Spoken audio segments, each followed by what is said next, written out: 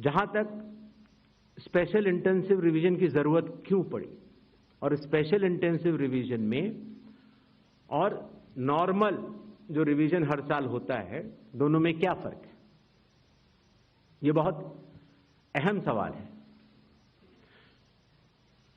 पिछले 20 सालों में हर साल रिवीजन होता रहा और जो एनुअल रिवीजन होता है उसमें साधारण तौर से एब्सेंटी, शिफ्टेड और एक जिसे कहते हैं कि एक रैंडम तरीके से उसका रिवीजन कर लिया जाता है।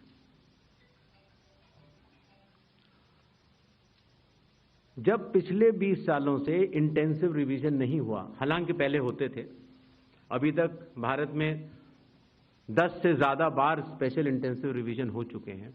और स्पेशल इंटेंसिव रिवीजन की खासियत यह होती है कि मतदाता सूची को, इलेक्टोरल रोल को टोटली मैक्सिमम प्यूरिफाई करने के लिए एक इन्यूमरेशन फॉर्म भरा जाता है और हर मतदाता उसको जब भर के देता है तो उसका नाम मतदाता सूची में फ्रेश, एकदम नए तरीके से सूची बनाई जाती है। और यह इंटेंसिव रिवीजन इसलिए भी आवश्यक हो गया, एक तो सभी राजनीतिक दलों की लगातार शिकायतें आती जाती हैं कि साहब वहां पर वोट बढ़ गए, वहां पर वोट कट गए, इन लोगों का वोट सही बना, इन लोगों का वोट गलत बना। साथ ही साथ समय के साथ कई लोग जो गांव में रहते थे, जहां पर उनका वोट था, वो शहर में आ गए, उनका वोट गांव में रह गया और जब वो शहर में आए तो वोट कटवाने की प्रक्रिया की भी अपनी कानूनी जटिलताएं हैं, तो उनका वोट गांव में भी रह गया, शहर में भी हो गया। और आजकल आपको पता है, जैसे जैसे भारत का विकास होता जा रहा है वैसे वैसे लोग शहर छोड़ के भी दूसरे शहरों में भी जाते हैं। मुझे आशा है कि जितने हमारे मीडिया बंधु हैं वो भी शायद किसी न किसी दूसरे शहर को छोड़ के यहां पर आए होंगे, तो जब वो यहां रहने लग जाते हैं तो उनका वोट यहां भी बन जाता है। तो इस तरह से करते करते एक व्यक्ति के जाने या अनजाने में कई जगह वोट रह गए।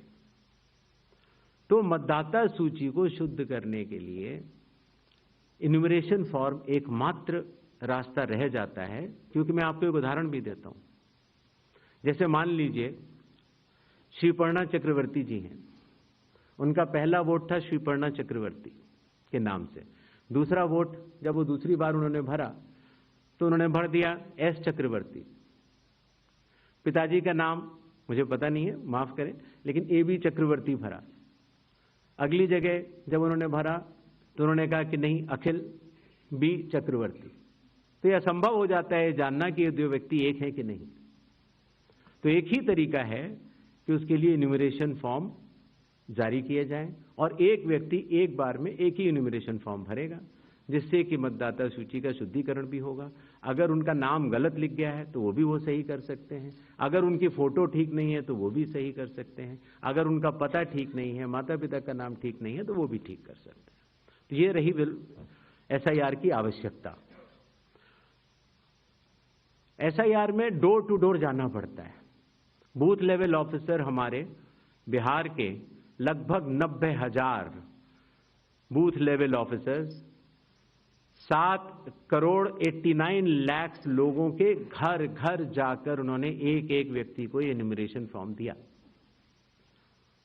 जो लोग मृत पाए गए या जो लोग घर पे नहीं थे, जो पड़ोसियों ने कहा या उनके घर वालों ने कहा कि ये परमानेंटली शिफ्ट हो गए हैं, या जिन लोगों ने कहा कि नहीं साहब मैं तो पहले ही दूसरी जगह इन्यूमरेशन फॉर्म भर चुका हूं, अर्थात उसका नाम 2 जगह था, ऐसे लोगों के फॉर्म वापस नहीं मिले और 7 करोड़ 24 लाख फॉर्म वापस मिले 30 दिन के अंदर।